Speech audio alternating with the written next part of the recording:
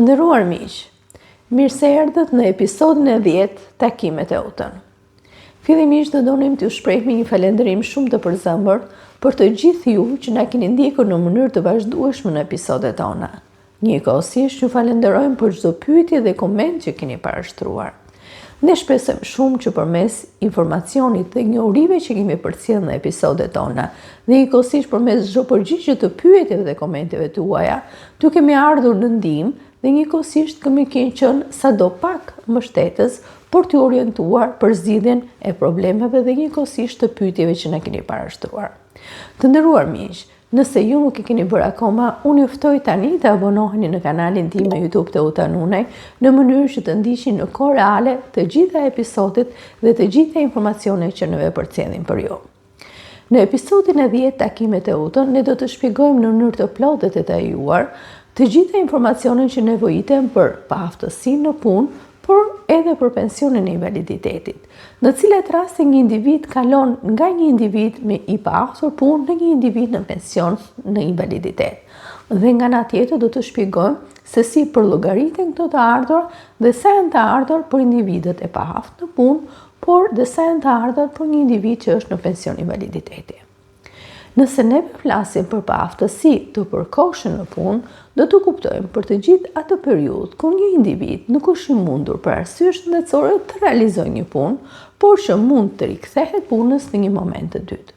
Ligji për sigurimet shoqërore në Republikën e Shqipërisë i garanton këtij individi të drejtën për të fituar të ardhura për sëmundje si pasojë e paaftësisë të përkohshme në punë, por nga ana tjetër ky ligj i garanton individit njëkohësisht edhe të ardhurar që quhen ndryshe të ardhurar për kompensim sëmundje në rastin kur ai është i detyruar të ndryshojë një vend pune pikërisht për shkak të problemeve shëndetësore.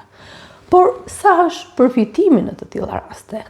Ligji në këtë rast e ndan përfitimin në dy kohë ose në dy kritere, ku kriteri i bazë në këtë rast lidhet me atë që njihet vjetërsia në punë dhe nga ana tjetër me kriterin për gjendjen ose paaftësinë e tij në punë. Paaftësia në punë në këtë rast përcaktohet përmes një raporti mjekësor që lëshojnë institucionet përkatëse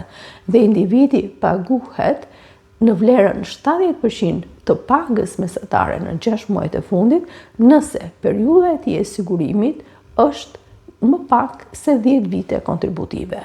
Dhe ai paguhet 80% të kësaj pagë mesatare nëse periudha e tij e sigurimit është mbi 10 vite kontributive. Në të tilla raste, kur kjo paaftësi në punë nuk vjen si pasojë e pikërisht shkakut të krijuar nga puna, atëherë individi për 14 ditët e para të paaftësisë në punë, pagesa e tij realizohet nga punëdhënësi i tij.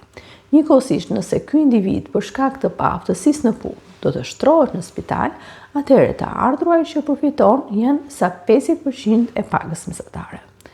Është e rëndësishme për të theksuar edhe për pjesën kur një individ përfiton të ardhura si pasojë e ndryshimit të vendit punës për shkak të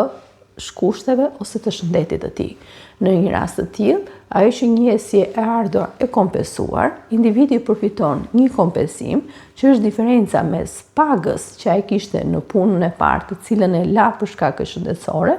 dhe diferencës me pagën e dytë me pagën që ka në punën e dytë. Dhe kjo diferencë në këtë rast përbën atë që quhet e ardha e kompensimit në rastet kur individi për shkaqe shëndetësore e ndryshon pozicionin ose vendin e tij të punës. Njëkohësisht është e rëndësishme për të theksuar se kur flasim për paaftësi në punë, kjo paaftësi duhet të jetë shkaktuar jo për shkaqe profesionale. Periudha e përfitimit të paaftësisë në punë fillon në ditën e 15, pra pasi ka mbaruar 2 javorshi i raportit mjekësor, i cili siç e cekëm edhe më lart, paguhet nga punëdhënësi. Dhe koha maksimale në këtë rast është 6 muaj për pagesën e paaftësisë në punë. Por, në raste të veçanta, kjo kohë mund të zgjatet edhe 3 muaj, nëse komisioni i caktuar mjekësor përcakton që ky individ i ka të nevojshme dhe këto 3 muaj, por ama që do jetë i aftë për të rikthyer në punë. Sepse në raste se individi nuk mund të kthehet më në punë, që do thotë nuk mund të jetë më i aftë për të rikthyer në punë, ky individ në këtë rast do shohë plotësimin e rregullave të gjitha kriteret që përcakton ligji për të kaluar në pensionin e invaliditetit. Dhe kur përflasim në këtë rast për pension invaliditeti, e kemi në dy kategori, që e kemi pension invaliditeti të pjesshëm dhe pension invaliditeti të plot. Por cili është ndryshimi mes tyre? Por që një individ të përfitojë një pension invaliditeti janë dy kriteret që përcakton ligji. Kriteri i parë në këtë rast lidhet me kohën që duhet të ketë plotësuar ky individ, që quhet periudhë sigurimi, që nga momenti kur ai ka fituar të drejtën për një pension invaliditeti dhe minus moshën 20 vjeç. Dhe kriteri i dytë është që përgjatë 5 viteve të fundit që ky individ ka qenë në marrëdhënie pune, do të duhet të ketë të paktën minimalisht 12 muaj kontributive. Për të përcaktuar këtë periudhë sigurimi, ligji përcakton në këtë rast që individi duhet të ketë ose duhet të prolongarisi një kohë që është 3/4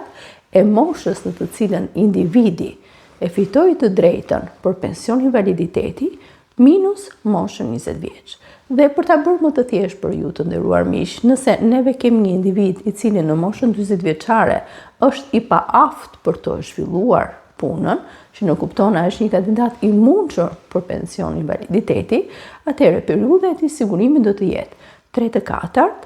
e diferencës 40 vjeç që është individi minus 20 vjeç që është mosha e punës, pra 3/4 e 20-s, dhe ky individ në këtë rast duhet të ketë 15 vite sigurimi. Dhe në 5 vitet e fundit, siç e tham, duhet të ketë minimalisht 12 muaj kontribute. Në këtë rast, individi e plotëson kriterit për të marrë pensionin e invaliditetit. Por, në rast se një individ nuk e plotëson këtë periudhë, siç e tham, 15 vjeçare për pension invaliditeti të plot, atëherë individi në këtë rast mund të marrë një pension invaliditeti të reduktuar. Në rastin ku individi plotëson moshën për të marrë pensionin e pleqërisë, atëherë ai ka të drejtë që mund të bëjë një kërkesë për të përfituar pensionin e pleqërisë gjithmonë në rastet kur pensioni i pleqërisë është më i madh në këtë rast se sa pensioni i invaliditetit. Pensioni i invaliditetit të plot i jepet për të gjithë ata individ që vetëm e kanë kryer ose e kanë realizuar këtë periudhë sigurimi, në rastin tonë 15 vite, por nga ana tjetër nuk kanë aftësi shëndetësore për të realizuar as edhe një punë. Pensioni i invaliditetit llogaritet njësoj si pensioni i pleqërisë. Ligji përcakton që pensioni i invaliditetit nuk mund të jetë më pak se 75% e pakës minimale në nivel vendi. Në vitin 2025, neve pakën minimale në Shqipëri e kemi 40.000 lekë, dhe ligji përcakton që 75% e kësaj pake, që është 30.000 lekë të reja, pra pensioni i invaliditetit nuk mund të jetë më i ulët se sa 30.000 lekë të reja. Ndërsa, kur neve flasim për pension invaliditetit të pjesshëm, është për ata individ të cilët e kanë realizuar periudhën e tyre të sigurimit, janë të paaftë për të kryer disa kategori punësh, por mund të kryejnë nga ana tjetër punë edhe më të lehta. Pensioni i invaliditetit të pjesshëm në këtë rast llogaritet sa 50% e pensionit të invaliditetit të plot. Po kush e përcakton niveli i invaliditetit dhe në cilën raste një individ i paaft për punë mund të përcaktohet si një individ i cili është invalid dhe duhet të përcjellë kërkesë për pension invaliditeti.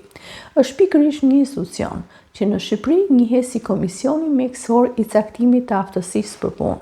i cili përcakton nëpërmjet vendimit të tij shkaqet e invaliditetit, kohën e fillimit të tij dhe shkallën e humbjes së aftësisë në punë, që nuk kuptohet një individ i paaft për punë, i cili ka këtë paaftësi për të gjatë gjithë jetës së tij, ose në këtë rast ky individ e ka këtë paaftësi për gjatë gjithë jetës së tij, por mund të realizojë edhe punë më të lehta, atëherë në këtë rast individi ka të drejtë të përcjellë një kërkesë për pension invaliditeti dhe në varësi të statusit të tij, ai përfiton një pension invaliditeti të pjesshëm ose një pension invaliditeti të plot. Dhe pensioni i pjesshëm përfitohet në rastet ku ky individ ka pa aftësi për të realizuar punë, por mund të realizojë edhe punë më të lehta, ndërsa pensioni i invaliditetit të plotë përftohet në të gjitha ato raste kur individi në këtë rast nuk ka aftësi shëndetësore dhe fizike për të mos realizuar ose për të realizuar të gjitha punët. Të nderuar miq, ky është episodi ynë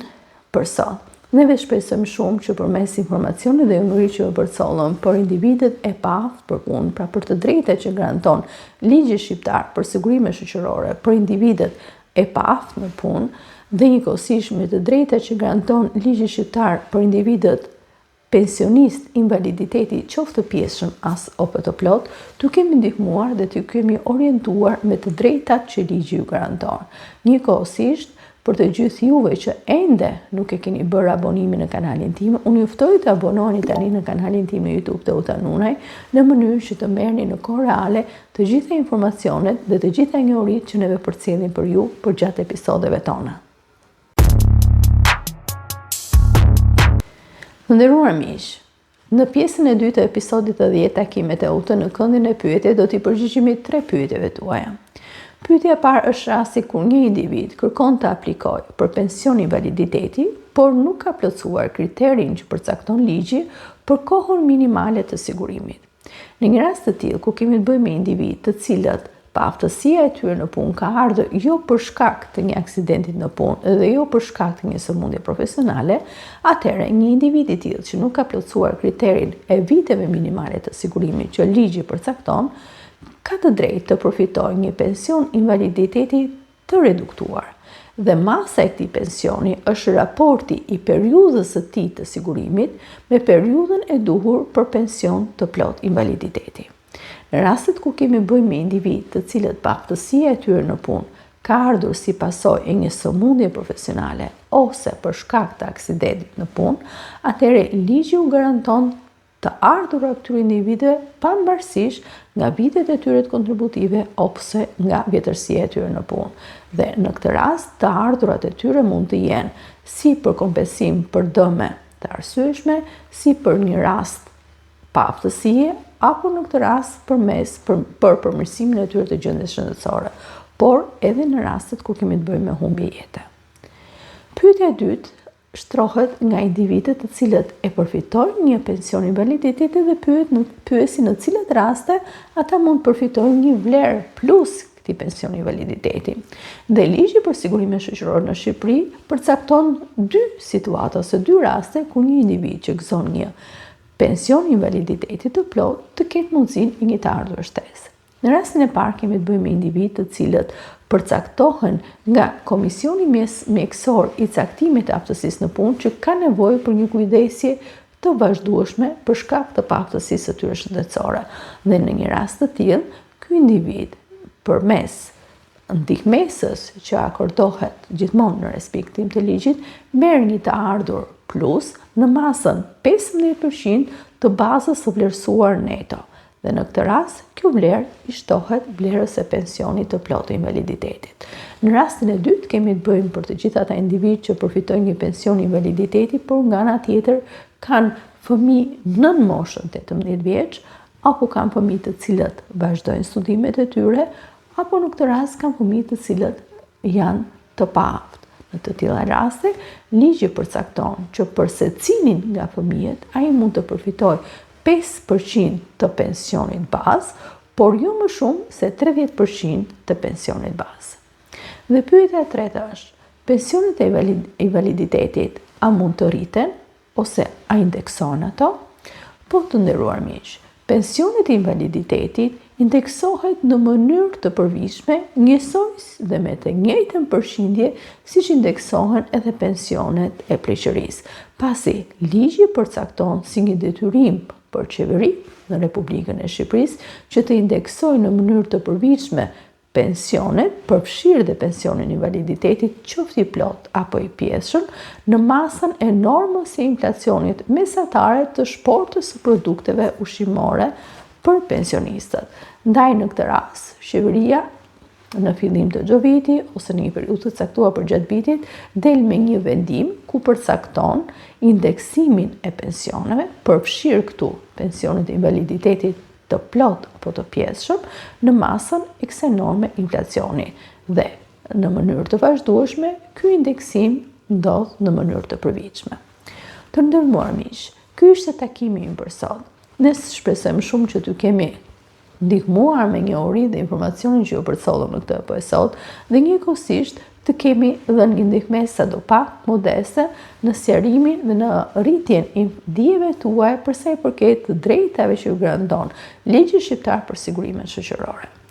Për të gjithë ju që ende nuk e keni bërë, unë juftoj të abonoheni tani në kanalin tim në YouTube të Utanune në mënyrë që të mos humbisni asnjë informacion të rëndësishëm. Unë juftoj të shpërndani këtë video të këtij episodit në mënyrë që sa më shumë individ të marrin informacionin e plot për të drejtat që garanton ligji shqiptar për sigurime shoqërore për të gjithë individët që janë të paaftë për punë apo por individët në këtë rast që janë në pension invaliditeti të plot apo të pjesshëm. Deri në takimin e radhës, miru takofshim.